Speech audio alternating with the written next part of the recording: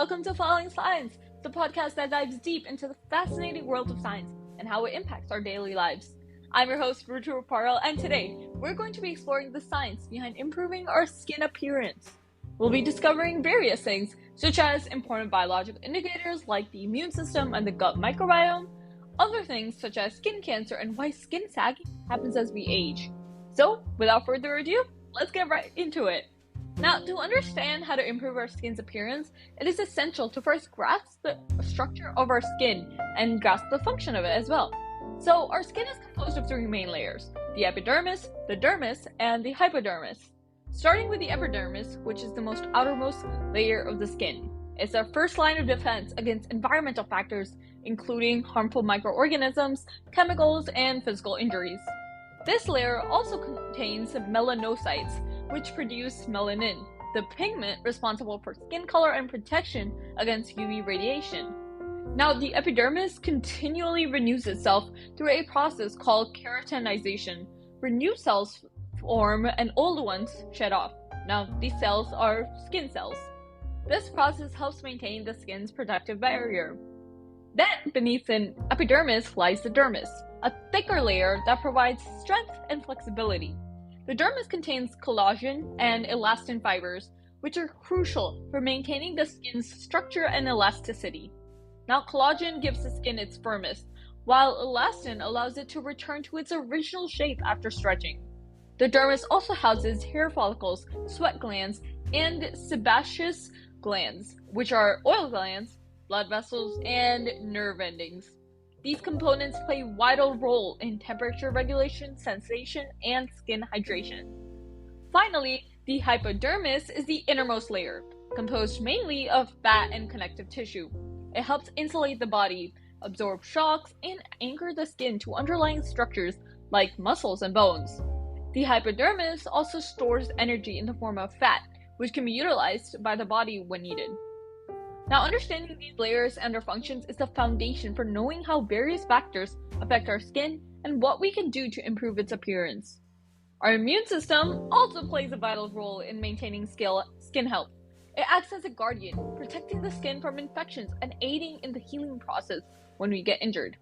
The skin itself is part of the immune system, known as the first line of defense or the innate immune system. When the immune system is compromised, it can lead to several skin issues. For instance, a weakened immune system can make us more susceptible to infections like bacterial or fungal infections, slowing down the healing process of wounds and exacerbate chronic skin conditions such as psoriasis and eczema.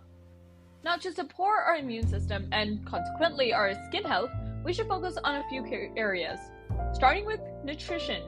A balanced diet rich in vitamins and minerals, particularly vitamins A, C, D, and E, supports immune function. Vitamin A that maintains the integrity of the skin barrier.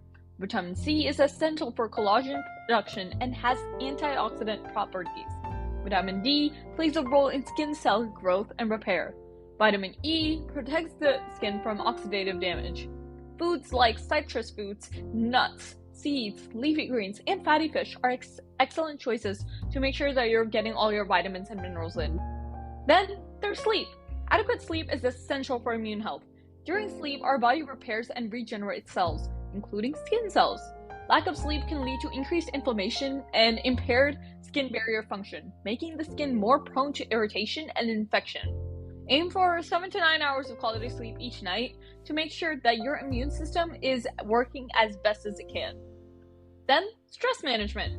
Chronic stress can weaken the immune system by increasing the production of cortisol, a stress hormone.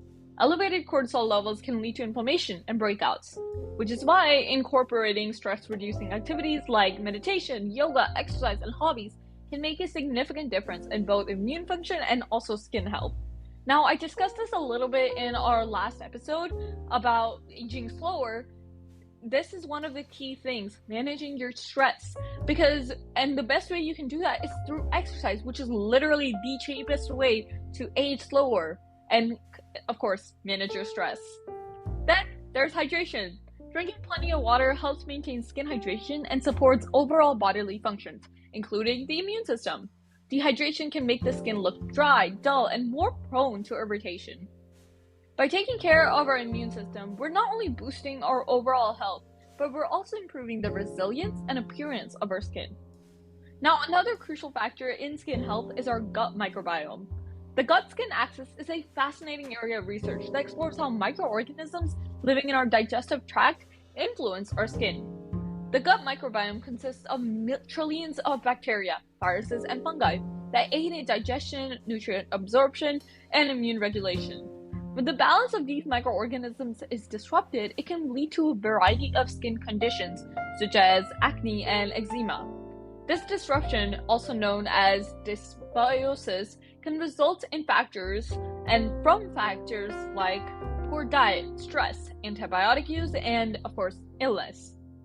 Now, several pathways connect our gut health to skin health, starting with immune system modulation.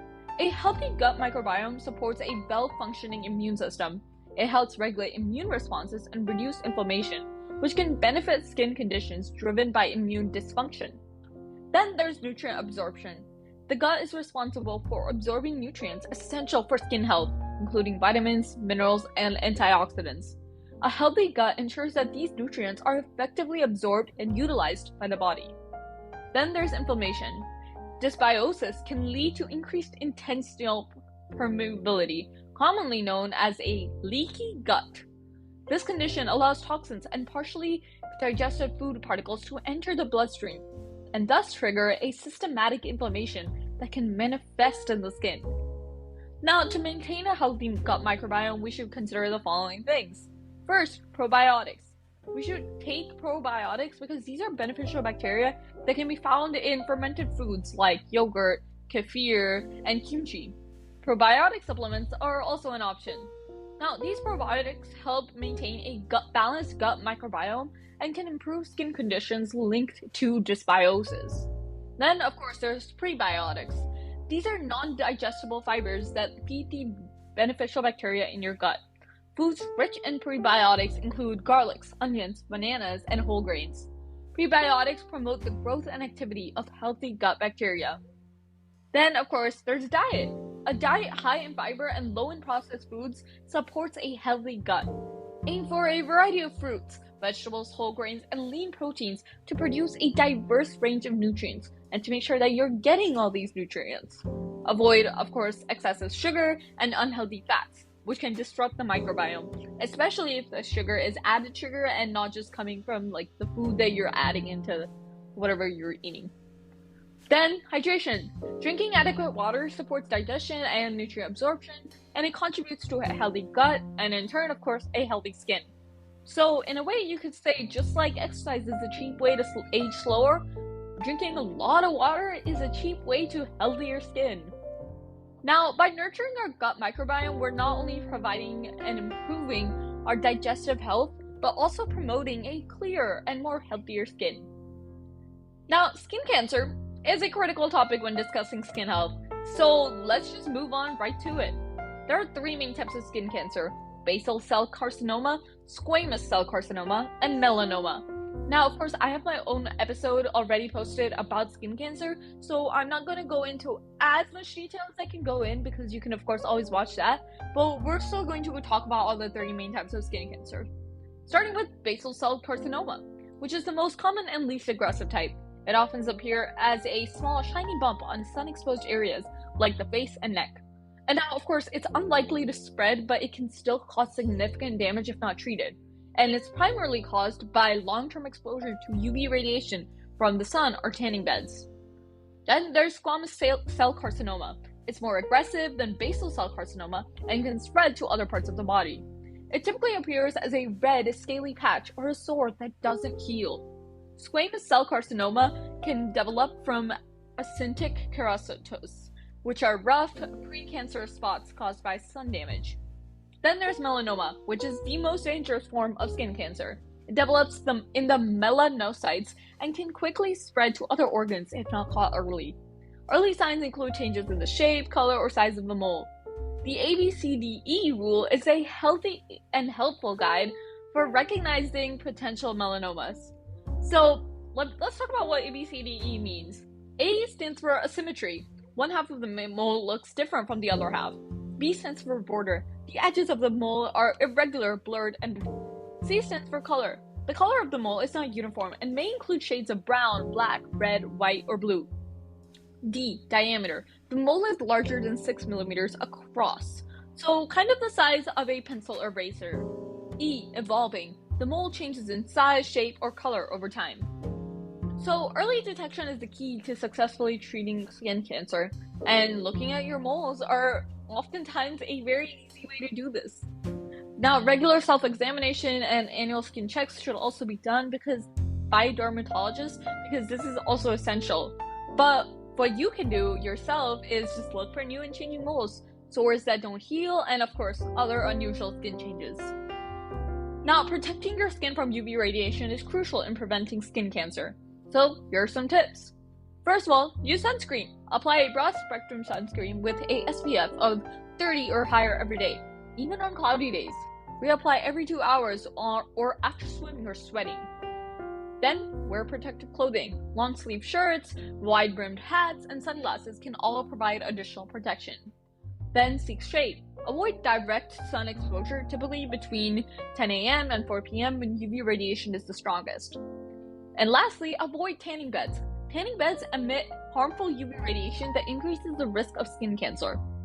By being vigilant about sun protection and regularly monitoring our skin, we can significantly reduce the risk of developing skin cancer.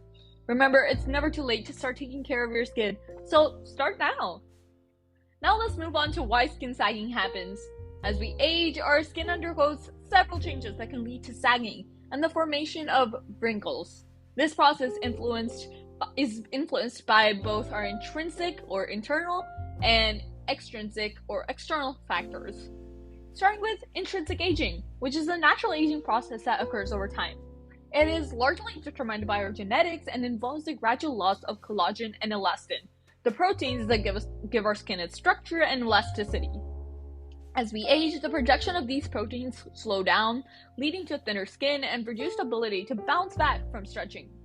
Additionally, the skin's ability to retain moisture decreases, and the fat layer under the skin diminishes, both contributing to a more holly and saggy appearance.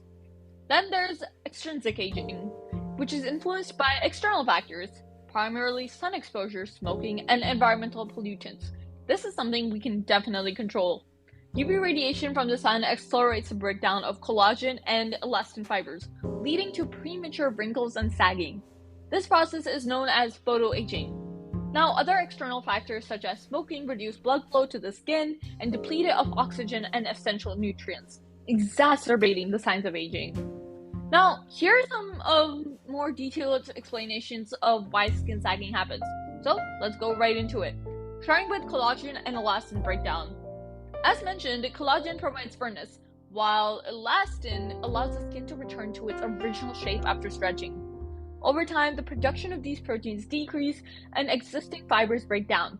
The loss of these structural proteins results in skin that is less firm and more prone to sagging. Then there is loss of fat and volume. The fat layer under the skin provides cushioning and support. As we age, this layer thins out, causing the skin to lose volume and sag. This is particularly noticeable in areas like the cheek and under the skin, which is where we're oftentimes stretching it. Then there's gravity. Over the years, gravity continues pulling out our skin, contributing to drooping and sagging, especially in areas like the eyelids and neck. And lastly, there's muscle and bone changes. The muscles and bones that support the skin also change with age. Muscle tone decreases and bone density can diminish, particularly in the face. These changes alter the structural support for the skin, contributing to sagging and the formation of wrinkles. Now, to combat skin sagging, we can use several strategies. So, starting with sun protection. Regular use of sunscreen can protect the skin from UV damage and slow the process of photoaging. Now, I'm not going to mention too much into this because we just discussed it some time back in this episode, but yeah. And then there's skincare routine. Using products that promote collagen production, such as retinoids, peptides, and antioxidants, can help maintain skin firmness. Hydrating ingredients are also useful, and they are things like hyaluronic acid, and these can improve skin moisture and, of course, improve plumpness of the skin, making it look healthier. 3. There's a healthy lifestyle. A diet rich in vitamins, minerals, and antioxidants supports skin health. Staying hydrated, getting adequate sleep, and avoiding smoking are also crucial for maintaining the skin's elasticity and appearance. So why should we do harmful things such as smoking, when we know it's just going to harm us in the long run? And not just our internal health, but also just the way we look on the outside. Then there's non-invasive treatments. Procedures such as laser therapy, radiofrequency treatments, and microneedling can stimulate collagen production and improve skin firmness. These treatments offer a non-surgical way to enhance the skin's appearance. And lastly, there's invasive treatments. For more significant sagging, surgical options like facelifts or eyelid lifts can provide dramatic results. These procedures remove excess skin and tighten underlying tissues for a more youthful look. Now, understanding the science behind skin sagging and implementing strategies to support skin health can help us maintain a more youthful appearance for longer. Now, to wrap up today's episode, I'm just going to go ahead and summarize some key points that I made and some practical tips that I also suggested for improving and helping maintain a better skin. So, starting with support your immune system. Eat a balanced diet rich in vitamins and minerals. Second, nurture your gut microbiome. Incorporate probiotics and prebiotics in your diet. And eat a variety of nutrient-rich foods and avoid excessive sugar and processed foods. Third, prevent skin cancer. And you can do this by focusing on more lifestyle things that affect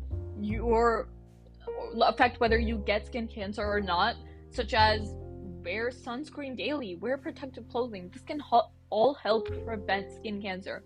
And of course, check your skin regularly by a dermatologist. 4. Combat skin sagging. Protect your skin from the sun. Use skincare products that promote collagen production. Maintain a healthy lifestyle and consider professional treatments if needed. Now, by understanding the biological factors that improve our skin and taking proactive steps to care for it, we can achieve a healthier and more radiant complexion.